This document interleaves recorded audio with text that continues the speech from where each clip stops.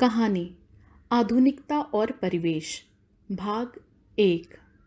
दोस्तों, कहानी शुरू करने से पहले मेरा आपसे अनुरोध है कि कृपया करके मेरे चैनल को सब्सक्राइब और लाइक करें।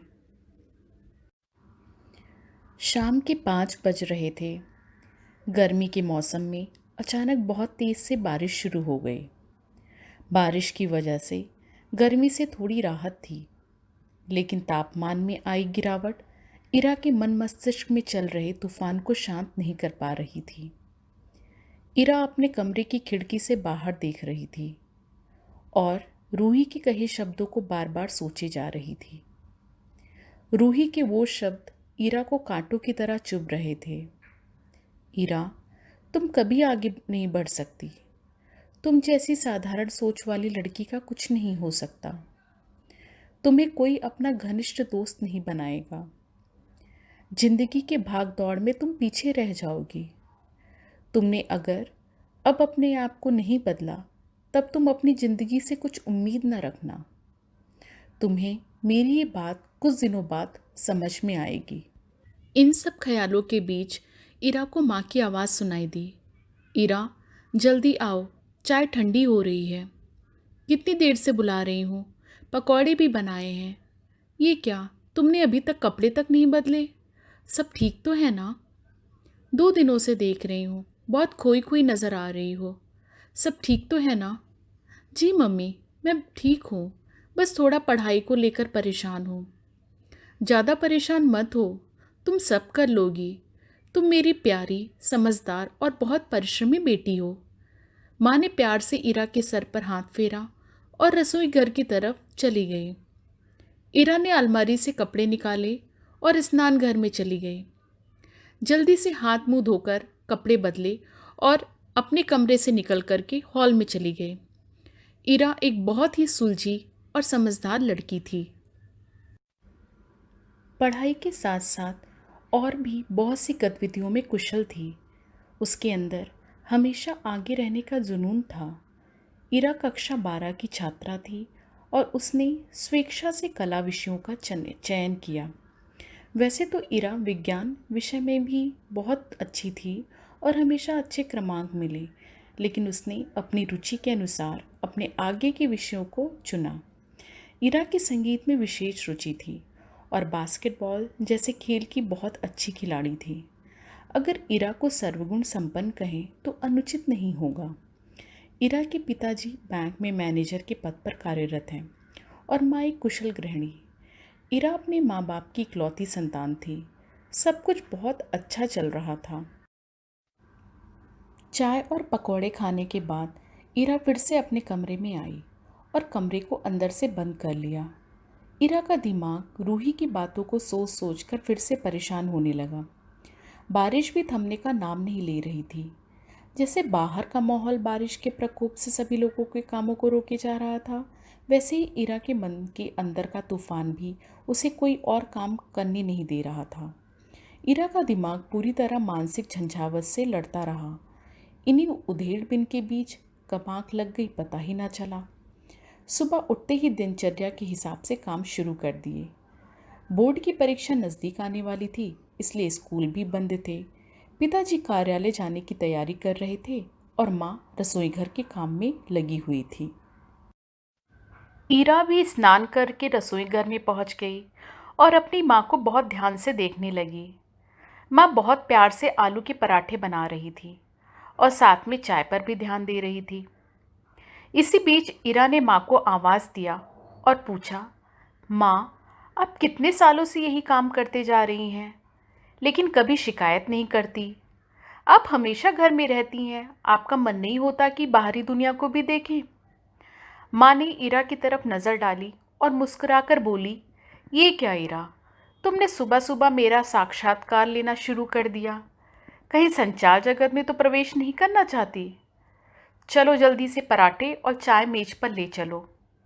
पिताजी को कार्यालय जाने के लिए विलंब हो रहा है। सब लोगों ने जल्दी जल्दी नाश्ता खत्म किया।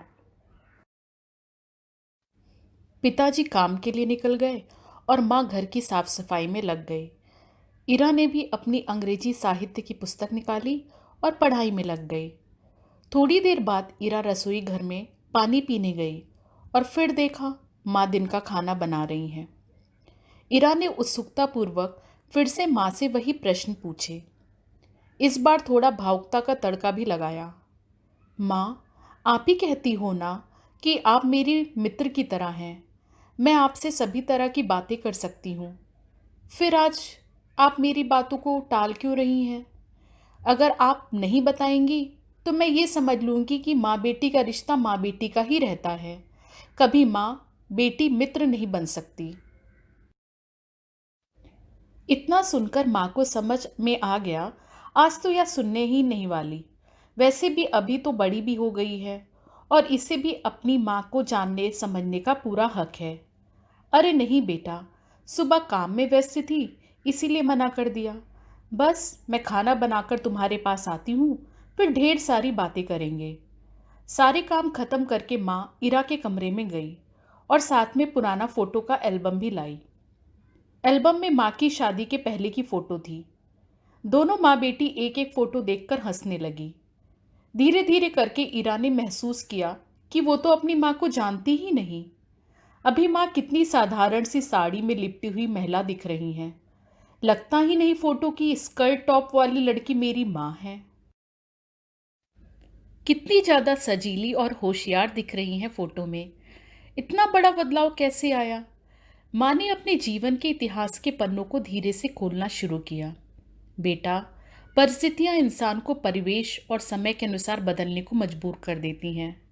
मैं बचपन में बहुत ही नटखट और चुलबुली लड़की थी। घर में सबकी दुलारी थी। बाहरी लोग कहते थे, इसको थोड़ा घर का काम काज भी सिखाओ। शादी करके तो दूसरे के घर ही जाना है। मेरे पिताजी बड़े आसानी से सबकी बात टाल देते थे। कहते थे समय आने पर सब सीख जाएगी। मेरी फोटोग्राफी और पेंटिंग में बहुत ज़्यादा रुचि थी। मैं एक कलाकार बनना चाहती थी। तुम तो जानती ही हो, मेरा घर एक छोटे से कस्बे में था और सब अच्छे कॉलेज घर से बहुत दूर थे। मेरे पिताजी तो बहुत उच्च विचारों के थे, लेकिन आसपास के लोगों की मानसिकता अच्छी नहीं थी। घर के और बड़े बुजुर्ग भी मेरे पिताजी की बात से सहमत नहीं रहते थे। लेकिन मेरे पिताजी के लिए मेरी खुशी मायने रखती थी। मुझे घर में कुछ भी करने और पहनने की आज़ादी थी। लेकिन मेरी खुशी कुछ ज़्यादा दिन तक नहीं रही। अचानक से पिताजी को फालिज पड़ गया। उनका दाहिना हिस्सा बिल्कुल बेजान हो गया। पूरा घर बहुत परेशान रहने लगा। मेरी सपनों के पंख भी बिखर कर रह गए। सबके दबाव में आकर मुझे आगे की पढ़ाई रोकनी पड़ी और 12 की पढ़ाई पूरी करने के बाद मेरा विवाह करा दिया गया।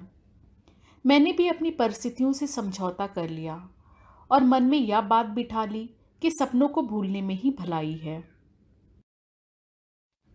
अगर जिंदगी में आगे बढ़ना है तो पुरानी अनावश्यक चीज़ों को दिमाग से हटाने में सबका भला है।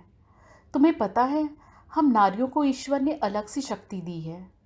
अगर हम किसी चीज़ को करने की ठान लें तो सब कुछ संभव है। लेकिन हमें दूसरों की खुशी के लिए भी कभी कभी अपनी खुशियों का त्याग देना पड़ता है। और मैंने वही किया। लेकिन साथ साथ यह भी निश्चय किया कि मैं अपनी संतान को ये सीख जरूर दूंगी कि अपने सपनों को जियो। अगर अपने परिवार के लोग तुम्हारे सपनों के पक्ष में नहीं हैं तो उन्हें अपनी बात समझाने की कोशिश करो। एक बीच का रास्ता जरूर निकल आएगा। जहाँ चाह वहाँ राह। इतना सब सुनने के बाद दोनों माँ बेटी की आंखें अश्रुपूरित हो गईं। दोनों ने एक दूसरे को गले से लगाया। ईरा ने माँ से कहा, मुझे आप पर गर्व है माँ। माँ मुस्कुराते हुए अपने आंखों के आंसू पोंछते हुए रसोई घर की तरफ चली गई।